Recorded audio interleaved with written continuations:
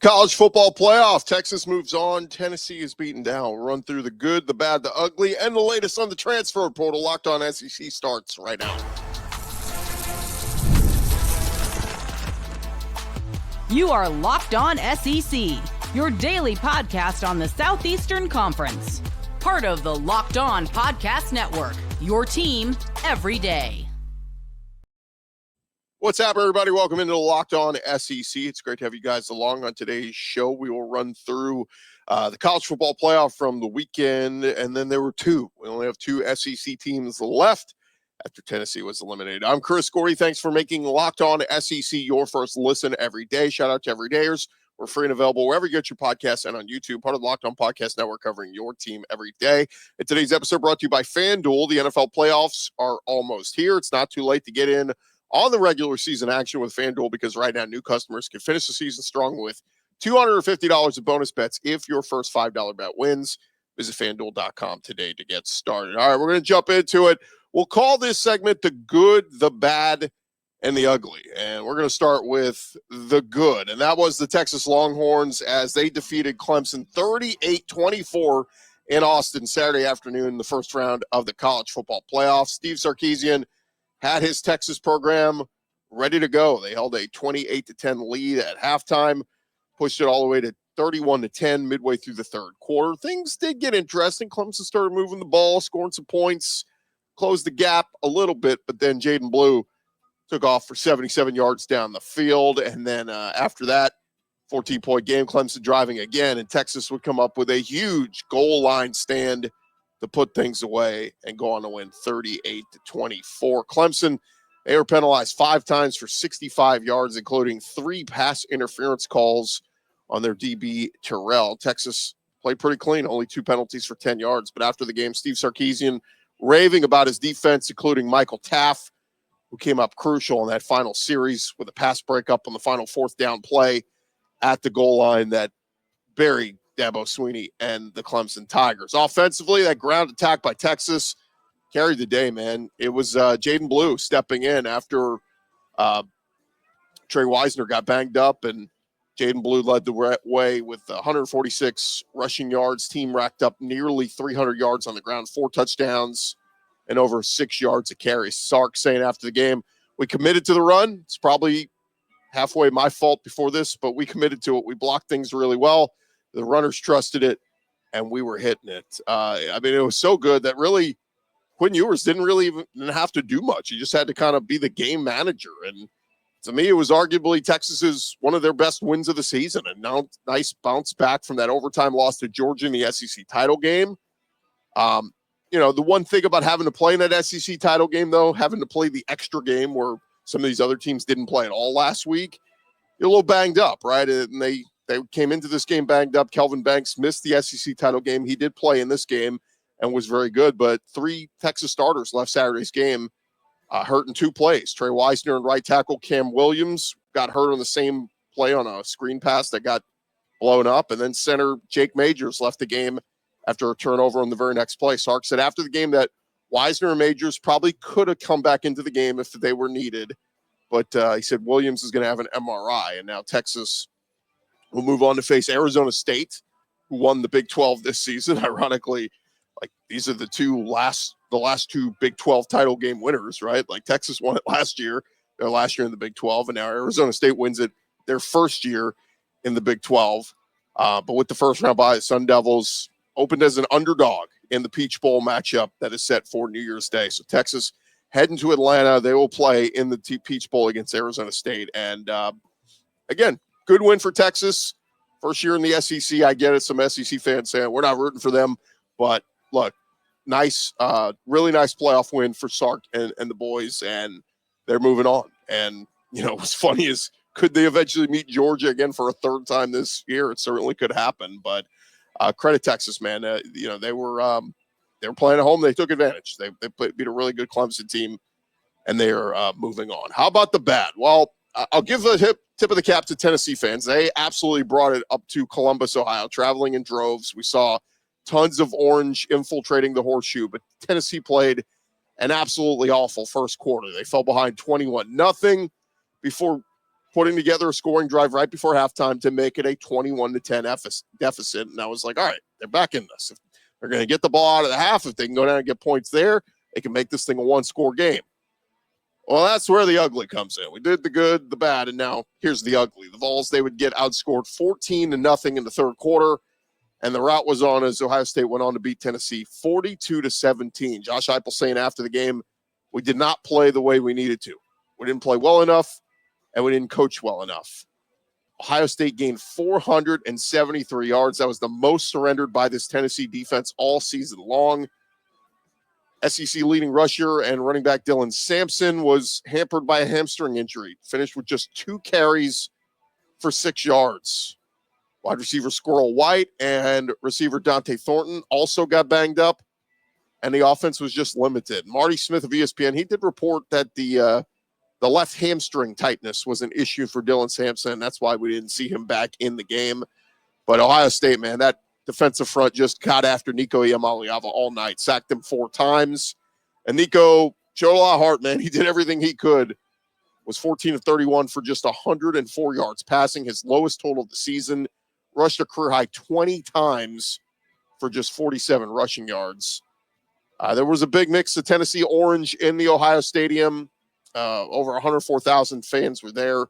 By far the biggest fan turnout by an Ohio State opponent in recent years.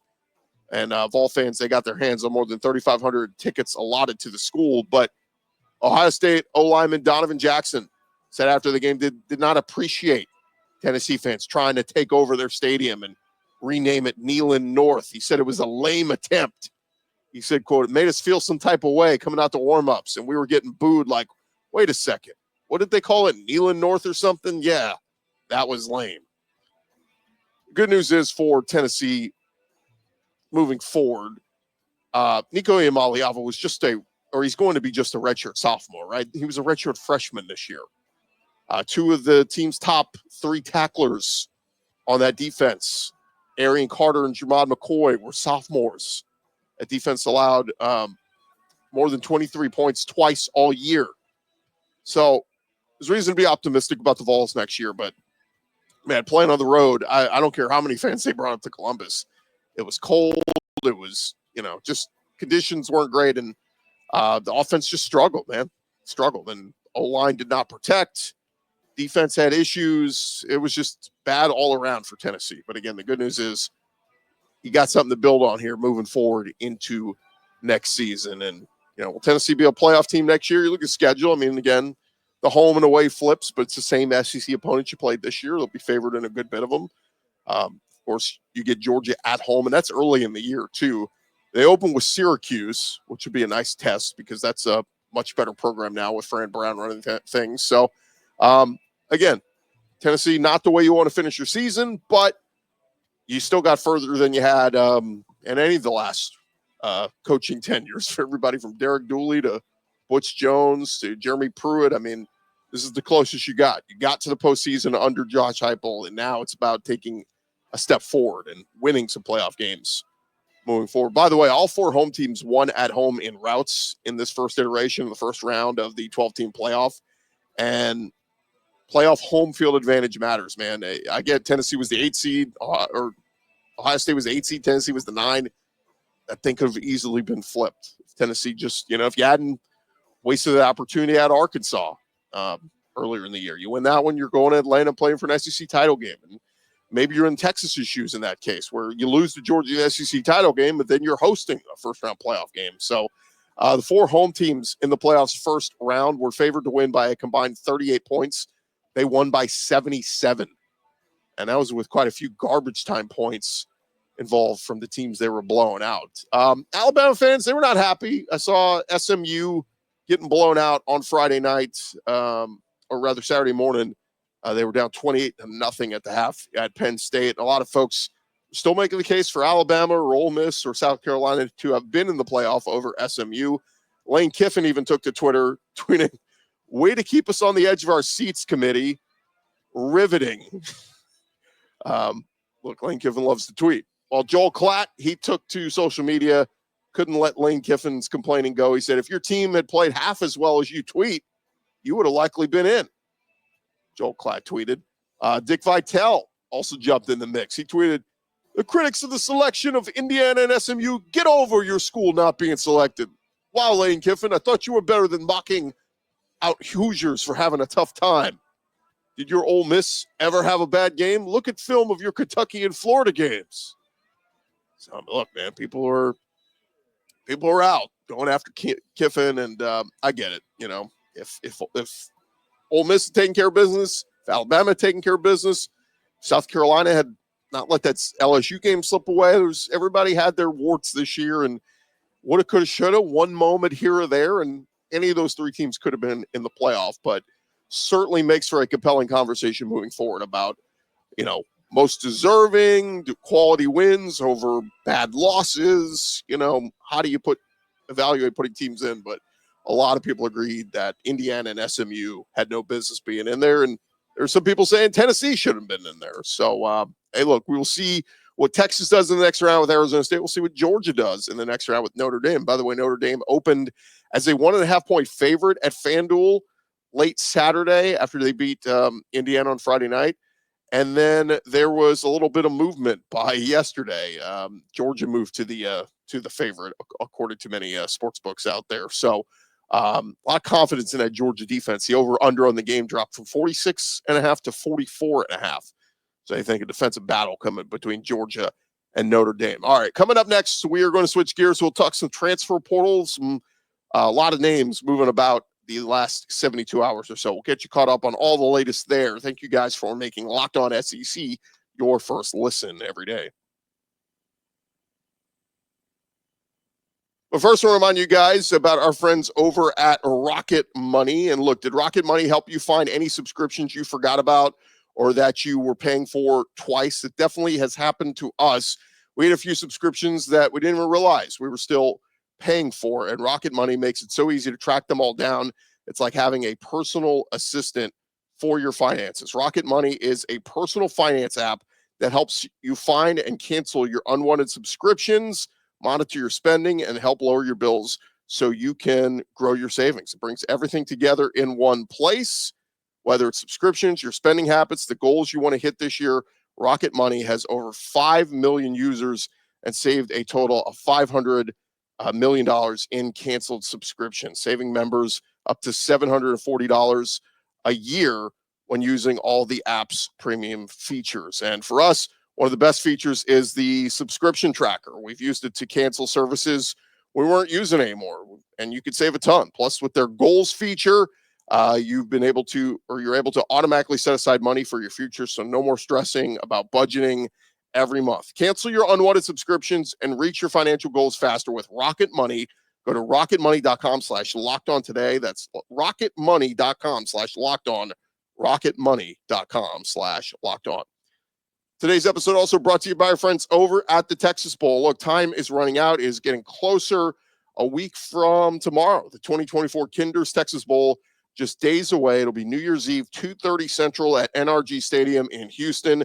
And you don't want to miss the Baylor Bears taking on the LSU Tigers. Tickets are selling fast for this Texas-sized matchup. Again, it's Baylor versus LSU, New Year's Eve at NRG Stadium in Houston.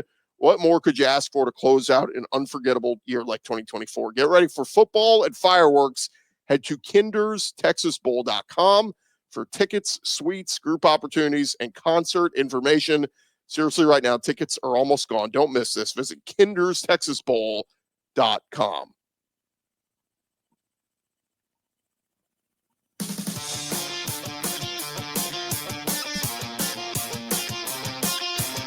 All right, roll along here, Locked On SEC. We got plenty more to get into when it comes to the transfer portal.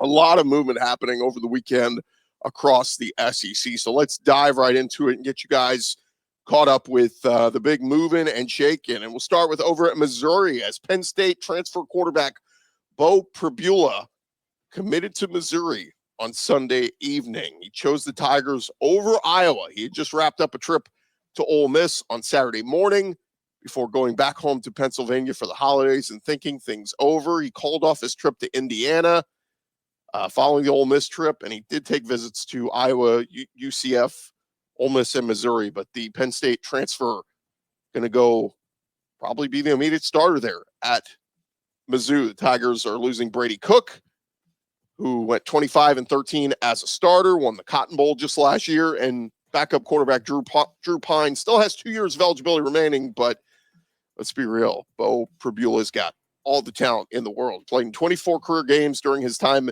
in Penn State, backing up Drew Allar. Redshirt sophomore will have 2 years of eligibility remaining. He's earned for 400 career yards with 9 touchdowns, just 1 pick, and he's got 571 rushing yards and 10 touchdowns. So dual threat there at Missouri, and nice pickup for them in getting their perhaps QB of the future. By the way, Mizzou also picking up in the transfer portal Stanford transfer punter Connor Wesselman as well to come help them on the special teams front. Over at LSU, they were very busy over the weekend. They picked up Florida State transfer edge Patrick Payton, 6'2", 250 pounds, totaled over 100 tackles and 16 sacks in 3 seasons at Florida State. Was the 2022 ACC Defensive Rookie of the Year. Had 4 sacks this past season at Florida State, but plenty of potential and upside there. Was rated the #1 edge prospect in the transfer portal, according to 24/7. LSU also picked up an offensive lineman out of Virginia Tech in Braylon Moore. He will be a redshirt junior at LSU next year.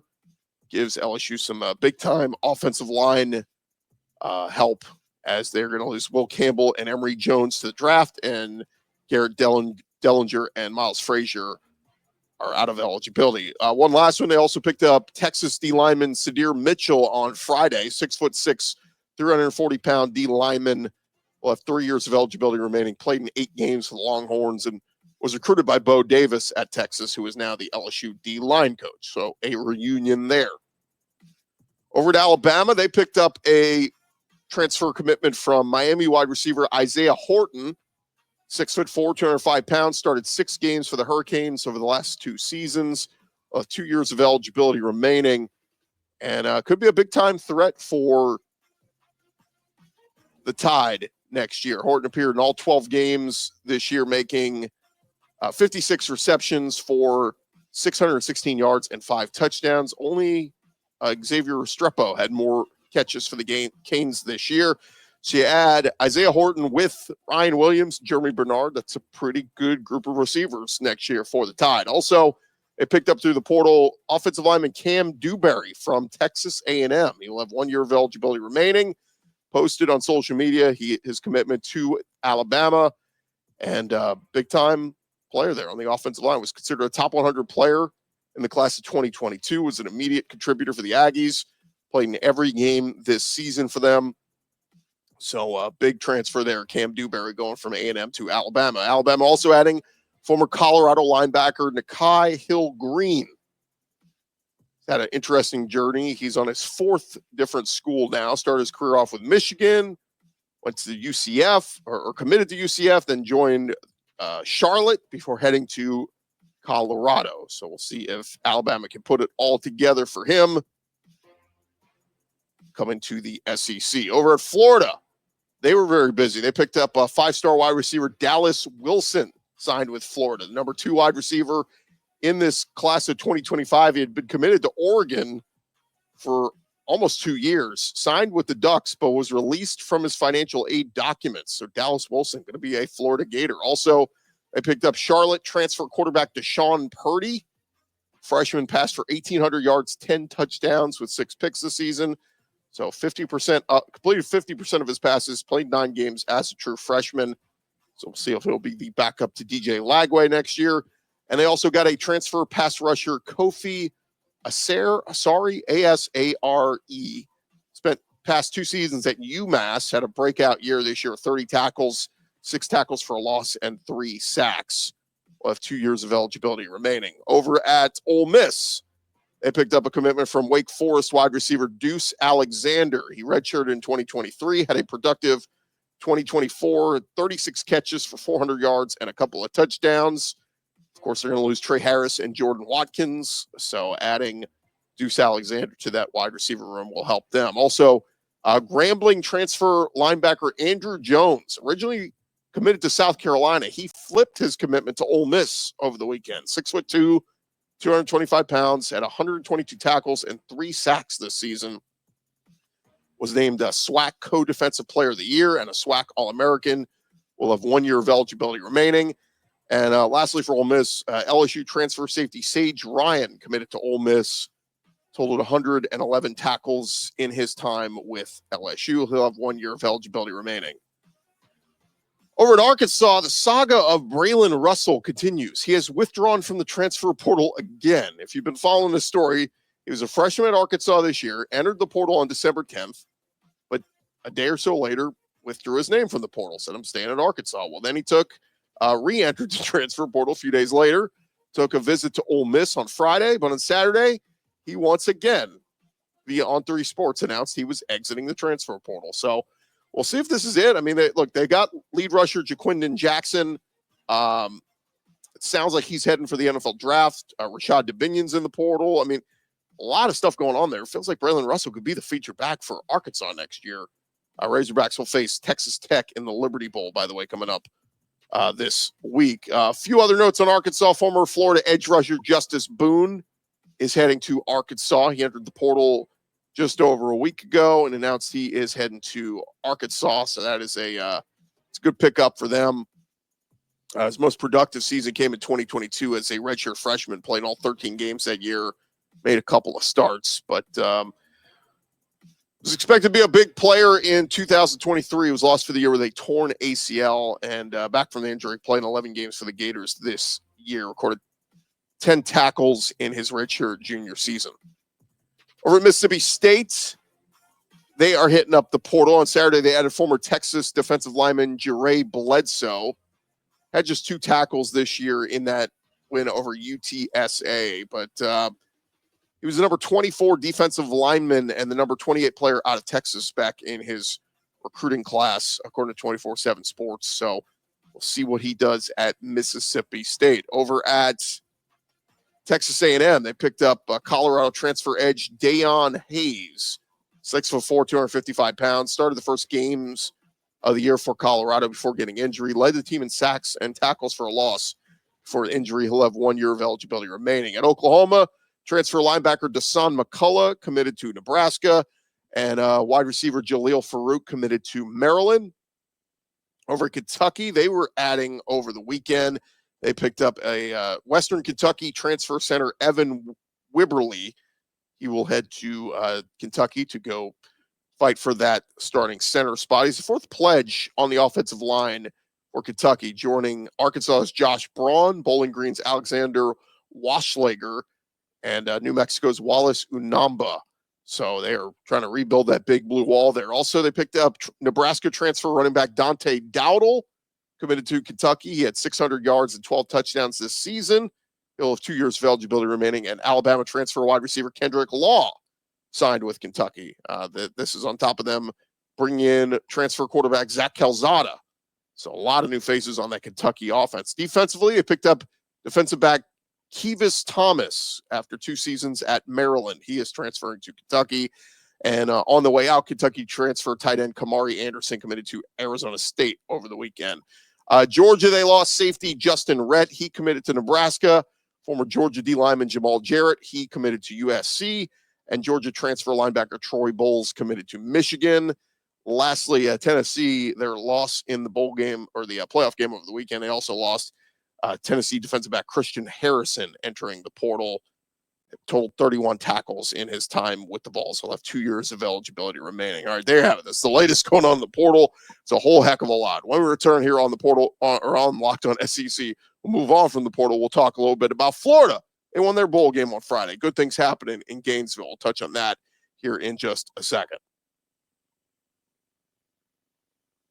I want to remind you guys, today's episode brought to you by our friends at FanDuel. And, of course, the NFL playoffs are almost here. College football playoffs continue, and there's no better place to get in on the rest of the NFL regular season than with FanDuel, America's #1 sportsbook, because right now new customers can finish the season strong with $250 in bonus bets if your first $5 bet wins. FanDuel, they got so many ways for you to pick up a W. Go check out all the great prop bets they have for you as well. But they got all the college lines. If you want to get in on Georgia against Notre Dame, if you want to get in on Texas versus Arizona State, they got them up there right now at FanDuel. Just visit FanDuel.com to get signed up today. That's FanDuel.com for your chance at $250 in bonus bets. Go make every moment more with FanDuel. They are an official sportsbook partner of the NFL. And again, all the college action up there for you. In addition to that is FanDuel.com. Go check them out.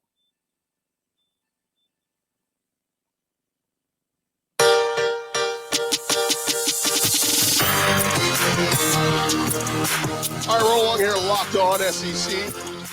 Thank you guys for making us your first listen every day. As we start to wind down here, I did want to show some love to the Florida Gators, man. They, how about them over on Friday, crushing Tulane in the Gasparilla Bowl, 33-8 Friday afternoon in Tampa, and marked Florida's fourth straight victory to conclude the 2024 season and finish with an 8-5 record. Shout out Billy Napier, man. He was a dead man walking at one point this year.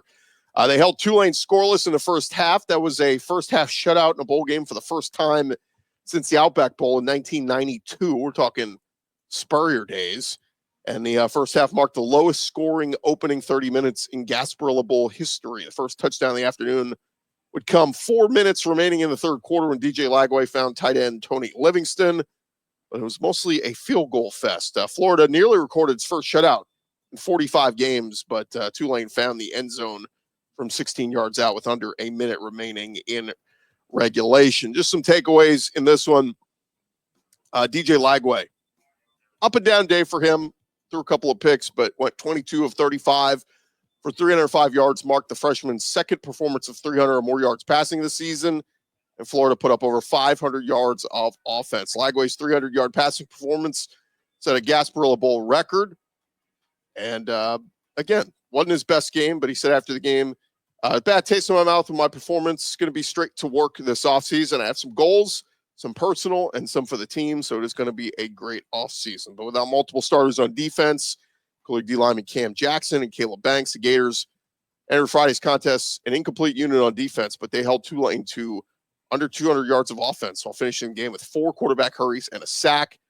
Gators were also penalized 9 times for 95 yards. So Billy Napier saying, look, we're a little rusty, had penalties and sacks that hurt us. But kicker Trace Mack converted all 4 of his field goal attempts, and he was much of the Florida offense for much of the day. But by holding Tulane scoreless in the first half, Florida secured a first-half shutout in a bowl game, like we said, since that Outback Bowl in 1992, and secured an 8th victory, marking improvement in Billy Napier's 3rd season in Gainesville. And remember, after they lost to Miami, I think a lot of sports books have put them at like 4.5 wins the rest of the way. But Gators, they will take the field next on August 30th, 2025 against Long Island. So a long way to go before we see Billy Napier and the Gators again. But look, this is what's so exciting about this offseason is some of these young guys, like how much improvement or a leap forward does Nico Iamaleava take next year at Tennessee? How much of a leap forward does DJ Lagway take at Florida? So a lot of excitement about some of the young guys in the SEC. A few more notes here real quick. Florida running back Montrell Johnson announced his intent to enter the NFL draft yesterday. He was running back at Louisiana under Billy Napier and followed him to Gainesville when he took the Florida job. He was the Sun Belt's freshman of the year with the Raging Cajuns and was very productive in his time at Florida. But this year we saw the emergence of freshman Jaden Baugh and sophomore Jacoby Jackson. And best of luck to Montrell Johnson. We talked with him at SEC Media Days. Great kid, and wish him the best of luck. One other note, at Alabama, they are getting ready for their ReliaQuest Bowl against Michigan, and they will play without one of their better players on the offensive line. Caden Proctor going to be out, according to reports. He will miss the game with a shoulder injury. It's been an injury. It's been bothering him throughout the year. Missed the first 2 games of the year because of it, and he's going to have surgery this offseason. Started 10 games at left tackle, was named second team All-SEC this season, and it'll be next man up. Likely redshirt freshman Wilkin Formby. Played 8 games this season, started 2 of those. So we'll see what Alabama looks like against Michigan coming up in that ReliaQuest Bowl. And there you are. You are all caught up on all things SEC. Join us tomorrow as we will continue to react to the transfer portal, get you caught up with some of the biggest names moving and shaking in the conference, and also start to get closer to looking ahead to some of these other bowl games happening in the SEC. We'll have plenty to discuss, and may even talk to our guy John Miller over at Mizzou and get the thoughts on Beau Pribula, the new quarterback heading from Penn State to Mizzou. I'm Chris Gordon. It's been Locked On SEC. Thank you guys for making us your first listen every day. Now you can make your second listen. Check out John Miller with Locked On Mizzou. Does a great job. We'll talk to you guys tomorrow. Come on back and see us.